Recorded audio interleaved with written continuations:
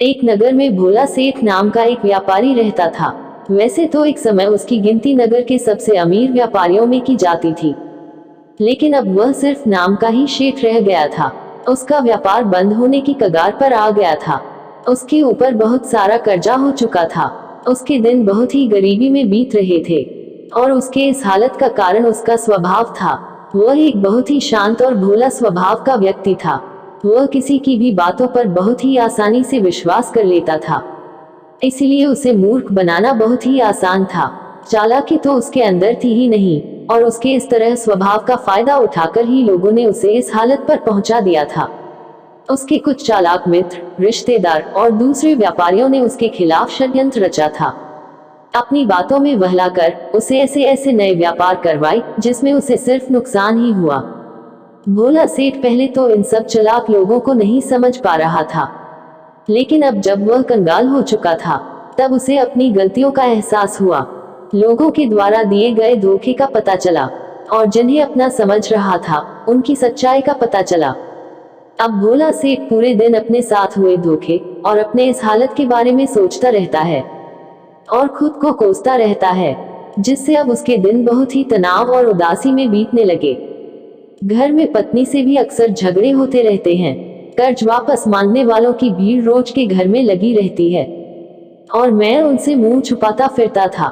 एक दिन अपनी ऐसी हालत से परेशान होकर उसने आत्महत्या करने का निश्चय किया, और आत्महत्या करने के लिए वह एक पहाड़ी की तरफ चल पड़ा। लेकिन रास्ते में उसे एक महात्मा का आश्रम दिखाई पड़ा। आश्रम में बहुत ही शांति और सुकून का माहौल था। सेठ ने देखा कि कुछ लोग महात्मा जी के सामने बैठे हुए हैं और एक एक कर उनसे अपनी समस्याओं का समाधान पूछ रहे हैं। ये देखकर सेठ के मन में भी उत्सुकता जागी। उसने आश्रम से बाहर निकल रहे एक व्यक्ति को रोककर महात्मा जी के विषय में पूछा। व्यक्ति ने सेठ से कहा, यह महात्मा अपनी बुद्धिमानी के लिए आसपास के सभी नगरों और गांवों में बहुत प्रसिद्ध है। यह अपनी बुद्धिमानी से लोगों की बड़ी बड़ी समस्याओं को आसानी से सुलझा देते हैं। ये लोगों की मन की बातों को जानने और उनके झूठ पकड़ने में माहिर हैं, क्योंकि इन्होंने मानव स्वभाव के विषय में गहराई से अध्ययन कर रखा है और उसे समझने में महारत हासिल कर रखी है। इनके लिए किसी से भी अपनी बात मनवा लेना चुटकियों का खेल है, इसलिए इन्हें चालाक संत भी कहा जाता है। अगर तुम्हारी भी कोई समस्या है तो तुम उसका समाधान इनसे पूछ सकते हो। इतना कहकर वह वहां से चला गया। इसके बाद सेठ चुपचाप महात्मा जी के सामने बैठी भीड़ के पीछे जाकर बैठ गया और अपनी बारी का इंतजार करने लगा। शाम होते होते सारी भीड़ वहां से चली गई। अंत में सेठ की बारी आई। सेठ ने महात्मा जी को प्रणाम किया और बहुत ही दुखी मन के साथ अपने साथ घटी सभी घटनाओं को कह सुनाया। महात्मा जी ने सेठ की बात पूरे ध्यान से सुनी और कुछ शांत स्वर में उत्तर दिया। व्यक्ति को इतना भी बोला और सरल नहीं होना चाहिए कि वह हर किसी की बात पर भरोसा कर ले और दूसरों के कहने पर कुछ भी करना शुरू कर दे। व्यक्ति के अंदर थोड़ी सी समझदारी और चालाकी का होना बेहद आवश्यक है। चालाकी इसलिए नहीं ताकि वह दूसरों का फायदा उठा सके या उन्हें मूर्ख बना सके, बल्कि इसलिए ताकि वह दूसरे चालाक लोगों की चालाकी से खुद को बचा सके, खुद का नुकसान होने से बचा सके और दूसरे कमजोर लोगों की मदद कर सकते हैं। आज मैं तुम्हें सिखाऊंगा कि कैसे तुम लोगों से जो चाहते हो वह सब कुछ हासिल कर सकते हो। आज मैं तुम्हें कुछ ऐसे तरीके सिखाऊंगा जिनका उपयोग करके तुम लोगों और परिस्थितियों को अपने बस में कर सकते हो। साथ ही आज तुम ये भी जानोगे कि कैसे चालाक और धोखेबाज लोगों को पहचानना है और उनसे खुद को बचाना है। इस तरह से तुम एक सीधे साधे व्यक्ति से एक समझदार व्यक्ति बन सकते हो। लेकिन आज जो तरीके मैं तुम्हें बताने वाला हूँ, उनका उपयोग किसी गलत काम के लिए मत करना, बल्कि खुद की और दूसरों की सुरक्षा को भलाई के लिए करना। तो मेरी बातों को ध्यान से सुनना। हम जिस दुनिया में रहते हैं वहां तुम्हें कुछ ऐसे चालाक लोग मिलेंगे जो खुद की जिंदगी चलाने के लिए भोले भाले लोगों का इस्तेमाल करते हैं। अब तुम्हें इन्हें पहचाना कैसे है? जो लोग बहुत ज्यादा बातों को समझाते हैं, तुम्हें उन पर ध्यान देना चाहिए, क्योंकि यह लोग भरोसे की कमी को पूरा करने के लिए बहुत ज्यादा शब्दों का प्रयोग करते हैं। तुम्हें मैं उन पर ध्यान देने की जरूरत है, क्योंकि वो लोग अपनी झूठ से तुम्हें बेवकूफ बनाने की कोशिश कर रहे हैं। जो लोग एक ही चीज के बारे में बार बार बोलते हैं, वह झूठे हो सकते हैं। ऐसे लोग बहुत से उदाहरण और जानकारी देते हैं ताकि तुम्हें उनकी बातों पर भरोसा कर सको। तुम जिस इंसान के साथ बात कर रहे हो उसका असली रंग जानने का तरीका है कि तुम उसकी बातों को दोबारा सुनो। फिर वह जिस तरह से अपनी कहानी सुनाएगा उससे तुम्हें पता चल जाएगा कि वह झूठा है कि नहीं। जब तुम उसे दोबारा सुनो तो इस बात पर ध्यान दो कि दोनों ही बार उसने तुम्हें एक ही कहानी सुनाई कि नहीं। दूसरी बात, जब तुम किसी ऐसे इंसान को जानते हो जो दूसरों से झूठ बोलता है तो उस पर कभी भरोसा मत करो, क्योंकि जो व्यक्ति दूसरों से झूठ बोलता है वह तुमसे भी जरूर झूठ बोलेगा। साथ ही तुम्हें उन लोगों से भी सावधान रहना चाहिए जो ये दावा करते हैं कि उनके पास पहले बहुत सारा पैसा था जो अब डूब गया है, जिससे ये पता चलता है कि जिस इंसान से तुम बात कर रहे हो वह जो कुछ बोल रहा है वह झूठ है। यह हो सकता है कि कभी सच में उसके पास बहुत सारा पैसा रहा हो और अब दिवालिया हो गया है। इसीलिए समझदारी इसी बात में है कि ऐसे व्यक्ति से कभी भी पैसों को लेकर समझौता नहीं करना चाहिए। जो इंसान खुद ही पैसों को संभालने के बारे में कमजोर है उससे पैसों के बारे में सलाह लेना अक्लमंद नहीं है। तुम्हें ऐसे काफी लोगों से भी सावधान रहने की जरूरत है, क्योंकि अगर कोई इतना काबिल नहीं है कि वह जरूरी बातों का ख्याल रख सके तो ऐसे लोग अपने व्यापार या काम को संभाल नहीं सकते। एक सच्चा समझदार व्यक्ति अपना ध्यान ज्यादा जरूरी समस्याओं की ओर रखता है, न कि फालतू के कामों में। एक बात और कि जो इंसान हमेशा अपनी बात दोहराता है और बात बात पर वादे करता है, कसमें खाता है, वह झूठा होता है। इसीलिए ऐसे व्यक्ति का कभी भरोसा नहीं करना चाहिए। दूसरी बात, अगर तुम्हें लगता है कि किसी भी इंसान के साथ हमेशा अच्छा व्यवहार करके तुम्हें तुम्हारी इच्छा के अनुसार परिणाम मिलेगा तो तुम गलत हो। तुम्हें यह बात याद रखनी चाहिए कि लोगों को सिर्फ वही चाहिए होता है जिसे वह कभी हासिल नहीं कर पाए। तो अगर तुम्हें सामने वाले से अपना काम करवाना है तो तुम उसे बार बार यह भरोसा दिलाओ कि तुम उसे वह चीज दिला सकते हो जिसे वह हासिल नहीं कर पाया। इसे और असरदार बनाने के लिए तुम्हें दो नियमों पर ध्यान देना चाहिए। पहला, जिस इंसान को अपने काबू में करना चाहते हो उसे वह देना शुरू कर दो जो वह चाहता है। दूसरा, उस इंसान को तुम तब देखो जब वह तुम्हारे नियंत्रण में आ जाता है। देखो कि उसे कैसे तकलीफ पहुंचती है जब तक उसे वह देना बंद कर देते हो जो वह चाहता है। जब भी तुम्हें लगे कि वह इंसान तुम्हें हल्के में लेने लगा है तो उससे वह चीज वापस ले लो जो तुमने उसे दी थी। ये चीज सामने वाले को एक कमी और खालीपन का एहसास करवाएगी, जिससे वो फिर से तुम्हारी बात मानने को तैयार हो जाएगा। अगर उसे सब कुछ मालूम है तो निश्चित तौर पर तुम एक ऐसे व्यक्ति से बात कर रहे हो जिसके पास दिमाग की कमी है। असलियत यह है कि जो व्यक्ति यह मानता है कि उसे कुछ नहीं पता, अंत में वही सबसे बुद्धिमान निकलता है और बाजी मार जाता है। अगर तुम्हें अपने आसपास के लोगों और परिस्थितियों का नियंत्रण अपने हाथ में लेना है तो नर्म और विनम्र बनना ही सबसे अच्छा तरीका होता है। इससे ये दिखता है कि तुम लोगों से बहस नहीं करना चाहते हो। अपने शरीर के हाव भाव से भी विनम्र रहो। लोगों को जब एक बार पता चल जाता है कि तुम बहुत कुछ जानते हो तो तुम्हारी सफलता या असफलता को तुम्हारे ही खिलाफ उपयोग किया जाएगा। तुम्हारी नाकामयाबी पर तुम्हारा अपमान किया जाएगा और तुम्हारी कामयाबी पर लोग तुमसे नफरत करना शुरू कर देंगे। और जब तुम लोगों के सामने ऐसे दिखाते हो कि तुम्हें सब कुछ पता है तो लोगों से अपनी बात मनवाने की तुम्हारी तरकीब असफल हो जाती है। लोग तुम पर उन्हें इस्तेमाल करने का आरोप लगा सकते हैं और वह तुम्हारी योजना के आगे बढ़ने से पहले ही तुम्हें मौका दिए बिना मना कर देंगे। हमारे नादान, अनजान व विनम्र बने रहने से लोगों को हम पर शक नहीं होता कि हम इससे अपना काम निकलवा रहे हैं। जो व्यक्ति अपने इरादों और भावनाओं को छुपाने में जितना माहिर होगा वह उतनी ही आसानी से लोगों को अपने नियंत्रण में ले सकता है। जब लोगों को लगेगा कि तुम नर्म हो और तुम्हारा झगड़ने का स्वभाव नहीं है तो आगे बढ़कर तुम्हारी मदद करना चाहेंगे। हो सकता है कि तुम्हें अपने बारे में वह जानकारी दे दें जिसका उपयोग तुम उन्हें काबू में करने के लिए कर सकते हो, और वह ये सारी जानकारी सिर्फ इसीलिए तुम्हें देंगे क्योंकि उन्हें भरोसा होगा कि तुम उनसे कभी भी नहीं लड़ोगे। वह व्यक्ति जो यह मानता है कि उसके अंदर सुधार की गुंजाइश है, उसके सफल होने की संभावना कई गुना बढ़ जाती है। इससे व्यक्ति के अंदर विनम्रता भी आती है, क्योंकि उसे लगता है कि अभी उनसे बहुत कुछ सीखना है। लेकिन जिस व्यक्ति को ये लगता है कि वह बहुत कुछ जानता है, वह आसानी से बेवकूफ बन जाता है।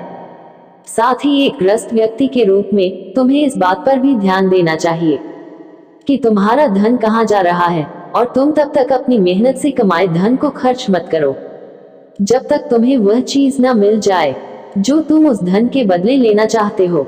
इसका मतलब है कि अगर तुम बिना सामान लिए पैसे दे देते हो तो तुम्हारे साथ धोखा होने की संभावना बढ़ जाती है। ऐसा हो सकता है कि अगर किसी ने तुम्हारा पैसा पहले ही रख लिया हो तो वह अपने वादे को पूरा ना करें। सुरक्षित रहने के लिए उस इंसान को अपना पैसा रख देने से पहले वह हासिल कर लो जो तुम उसे पाना चाहते हो। चौथी बात, लोगों से अपनी बात मनवाने का सबसे अच्छा तरीका ये जान लेना है कि तुम किसके दिमाग को बदल सकते हो और किसका नहीं। ये बात 100% सच है कि तुम तब तक किसी के दिमाग को अपने अनुसार नहीं चला सकते जब तक कि वह तुम्हें पसंद ना करता हो। इसीलिए उन्हें अपने अनुसार चलाने की कोशिश करो जो तुम्हें पसंद करता हो और तुम्हारी इज्जत भी करता हो, लेकिन सिर्फ सही कामों के लिए। इस बात का ध्यान रखना, अगर तुम किसी ऐसे व्यक्ति को अपने अनुसार चलाने का प्रयास करोगे जो तुम्हें पसंद नहीं करता तो तुम्हारा सारा समय, प्रयास और धैर्य बेकार चला जाएगा। इसके अलावा जब भी तुम ऐसे व्यक्ति को बदलने की कोशिश करोगे तो वह तुम्हारे साथ बहस करेगा, चाहे कुछ भी कर लो। तुम ऐसे व्यक्ति का मन कभी भी नहीं बदल पाओगे। इससे पहले कि तुम्हारी बात बहस में बदल जाए तुम्हें अपनी कोशिश बंद करनी होगी और पीछे हटना होगा। याद रखना, तुम सिर्फ उन्हीं लोगों को बदल सकते हो जो तुम्हें पसंद करते हैं और तुम्हारी इज्जत करते हैं। इसीलिए जिसे बदलना हो या अपने अनुसार चलाना हो, उससे पहले अच्छा रिश्ता कायम करो और दोस्ती बढ़ाओ। इतना कहने के बाद महात्मा जी थोड़ी देर के लिए रुके और फिर आगे बोलना शुरू किया। अब मैं तुम्हें कुछ ऐसे तरीके बताऊंगा जिसका उपयोग करके चालाक और धोखेबाज लोग दूसरों को बेवकूफ बनाते हैं और उनका गलत फायदा उठाते हैं। पहला तरीका, चालाक व्यक्ति को जो अपना कोई काम करवाना होता है तुम्हें अपने इरादों को पूरी तरह से छुपा के रखता है, यानी वह झूठ बोलता है, सबसे महत्वपूर्ण बात को छुपाता है और सिर्फ उतना ही बताता है जितना वह चाहता है कि हम जाने। दूसरा तरीका, व्यक्ति जो चालाक है और दूसरों को गुमराह करना चाहता है, वह हमेशा यही प्रयास करेगा कि वह ज्यादा से ज्यादा लोगों का ध्यान अपनी ओर आकर्षित कर सके, क्योंकि इसी प्रकार से वह एक समूह का सबसे महत्वपूर्ण हिस्सा बन सकता है और लोगों को गुमराह कर सकता है या अपने फायदे के लिए उनका उपयोग कर सकता है। तीसरा तरीका, जो गुमराह करने वाला धोखेबाज व्यक्ति होता है वह लोगों की भावनाओं के साथ खेलना अच्छे से जानता है। वह अलग अलग मौकों पर अपने फायदे के हिसाब से अलग अलग भावनाएं व्यक्त करता है, लेकिन सिर्फ दिखावे के लिए। जैसे कभी ज्यादा गुस्सा करेगा, कभी बहुत विनम्र बन जाएगा, कभी बहुत दोस्ताना भी और करेगा तो कभी उदास हो जाएगा। जिस व्यक्ति के साथ जिस तरीके से उसका काम बनेगा वह उसके साथ वैसा ही व्यवहार करेगा। चौथी बात, एक धोखेबाज व्यक्ति यह प्रयास करता है कि सबकी सहानुभूति सिर्फ उसे ही मिले, सब उसे ही सबसे बेचारा समझे। उसे मतलब नहीं कि तुम्हारी तकलीफ कितनी बड़ी है। वह हमेशा तुम्हें महसूस करवा देगा कि उसकी समस्या तुमसे कहीं ज्यादा बड़ी है और वह तुमसे ज्यादा बड़ी तकलीफ में है। इसीलिए तुम्हें उसके प्रति दया भाव में रखनी चाहिए और उसकी मदद करनी चाहिए। पांचवा तरीका, एक चालाक व्यक्ति जो तुम्हें अपने हिसाब से चलाना चाहता है, वह तुम्हारे दिमाग में इस बात को गहराई से बैठा देगा कि वही तुम्हारे जीवन का सबसे महत्वपूर्ण व्यक्ति है। उसके बिना तुम्हारा काम चल ही नहीं सकता, लेकिन असल में ऐसा नहीं होता। बस तुम्हें इस बात का विश्वास दिला देता है कि उसके बिना तुम्हारे जीवन की कल्पना ही नहीं की जा सकती है। इस तरीके से तुम जितना उन पर निर्भर होते चले जाओगे उतना उनका नियंत्रण तुम पर बढ़ता चला जाएगा और वह तुमसे अपना काम भी करवाते रहेंगे। छठा तरीका, चालाक व्यक्ति की हमेशा कोशिश होती है कि किसी भी बड़े काम का श्रेय सिर्फ उन्हें मिले, सिर्फ उनकी ही वाहवाही हो। काम कोई भी करे लेकिन तालियां सिर्फ उनके लिए बजें। इससे वह ज्यादा से ज्यादा लोगों का ध्यान अपनी ओर खींचना चाहते हैं ताकि वह ज्यादा लोगों को अपनी बातों में फंसा सकते। चालाक व्यक्ति अक्सर सबसे मुश्किल काम दूसरों को दे देते हैं और सबसे आसान काम अपने लिए रखते हैं। लेकिन सारे काम का श्रेय खुद लेने का प्रयास करते हैं। 7वां तरीका, एक धोखेबाज व्यक्ति दिखावा करेगा। तुम्हारा सबसे अच्छा दोस्त बनने का नाटक दिखाएगा कि उससे अच्छा तुम्हारा कोई दोस्त हो ही नहीं सकता। इस तरीके से तुम्हारी सारी रात जाने का प्रयास करेगा और कभी गलत समय आने पर वह उनका उपयोग तुम्हारे खिलाफ करेगा। इसीलिए अपने राज बताने से पहले 10 बार सोचो, क्योंकि दुनिया में सबसे खतरनाक चीज है एक धोखेबाज दोस्त का होना। इसीलिए कौन दोस्त है और कौन नहीं, इसकी पहचान करना सीखो। 8वां तरीका, अधूरी जानकारी देना। जो धोखेबाज होगा वो तुम्हें सिर्फ उतनी ही जानकारी देगा जितनी वह चाहता है कि तुम्हें पता हो, कारण क्योंकि वह चाहता है कि तुम्हें सिर्फ उतनी ही चीजों का पता हो। वह तुम्हारे साथ कभी पूरी बात साझा करेगा ही नहीं। वह सबसे महत्वपूर्ण बातें छुपा लेगा ताकि समय आने पर उनका उपयोग कर सके और सारा श्रेय ले सके या अपना काम करवा सकते हैं। 9वां तरीका, चालाक व्यक्ति कभी भी अपनी बात पर खरा नहीं उतरेगा। समय आने पर वह अपनी बात से मुकर जाएगा। अब इसका कुछ भी कारण हो सकता है, या तो वह चाहता है कि तुम्हारा वह काम ही ना हो, या फिर वह जानबूझकर ऐसा कर रहा है। उसके इरादे पर निर्भर करता है। 10वां तरीका, वह ऐसा दिखावा करते हैं जैसे कि उन्हें कुछ पता ही ना हो, वही सबसे ज्यादा मासूम है। हालांकि मुझे उस समय उस घटना या चीज के बारे में सब कुछ पता होता है, लेकिन वह फिर भी तुम्हारे ही मुंह से सब कुछ सुनना चाहेंगे। क्यों? क्योंकि कल अगर उनके मुंह से ऐसा कुछ निकल गया जो नहीं बोलना चाहिए था, तो वो तुम्हारा नाम ले सके कि मुझे तो उसने बताया था। या फिर वह मासूम इसलिए भी बने रहते हैं ताकि जिम्मेदारियों से बच सके। ज्यादा काम जो उन्हें मिल सकता था उसके भार से बचे नहीं। वह जानबूझकर ऐसा करते हैं ताकि कोई उन पर ध्यान ना दे और वह बड़े कामों से बच सके। 11वां तरीका, दूसरों की तरफ उंगली उठाना या फिर दूसरों को दोष देना। चालाक और धोखेबाज व्यक्ति चाहेगा कि उसके हाथ हमेशा खाली रहे, मतलब क्यों उसे कोई मेहनत या जिम्मेदारी वाला काम ना करना पड़े। इसलिए वह दूसरों की तरफ उंगली करते रहते हैं कि मुझे ये काम अच्छे से आता है, या फिर दूसरी स्थिति यह आती है कि कहीं उनकी पोल खुलने वाली होती है या उनकी इज्जत पर बात आ जाए, तब भी वह अपनी गलती का दोष दूसरों पर ही डालते हैं। बार बार तरीका, गुमराह करने वाला धोखेबाज व्यक्ति हमेशा झूठी तारीफ करेगा। वही बोलेगा जो सामने वाला उसे सुनना चाहता है, और वह ऐसा तब तक करेगा जब तक उसका काम नहीं निकल जाता। उसके बाद वह उसी व्यक्ति के लोगों के सामने बुराइयां करेगा और उसकी कमियां गिनाएगा। 13वां और आखिरी तरीका, वह तुम्हारे निर्णयों पर अपना नियंत्रण रखने का प्रयास करेगा। सबसे पहले एक धोखेबाज और चालाक व्यक्ति सबसे अच्छा मित्र के हितैषी बनने का प्रयास करेगा। उसके बाद जब उसे भरोसा हो जाएगा कि तुम उस पर आंख मूंद कर विश्वास करने लगे हो, तो वह तुम्हारे निर्णय खुद लेने का प्रयास करेगा और तुम्हें यह महसूस करवा देगा कि जो निर्णय उसने तुम्हारे लिए लिए हैं वही निर्णय तुम्हारे लिए सबसे फायदेमंद है, जबकि अंत में इसका फायदा सिर्फ उस चालाक व्यक्ति को ही मिलने वाला है। तो ये थे वह तरीके जिनका उपयोग करके तुम लोगों से अपनी बात मनवा सकते हो और चालाक धोखेबाज लोगों की पहचान करके उनसे बच सकते हो। भोला सेठ को अपने सभी प्रश्नों का उत्तर मिल चुका था। उसने इस अनमोल जानकारी के लिए महात्मा जी का धन्यवाद किया और अपने घर वापस लौट गया। दोस्तों, हमें उम्मीद है कि आपको वीडियो पसंद आई होगी, और जाने से पहले एक बार फिर याद दिला दूं कि अगर अभी तक हमारे चैनल को आपने सब्सक्राइब नहीं किया है तो सब्सक्राइब जरूर कर ले और बेल आइकन पर प्रेस कर दें। और अपना ख्याल रखें।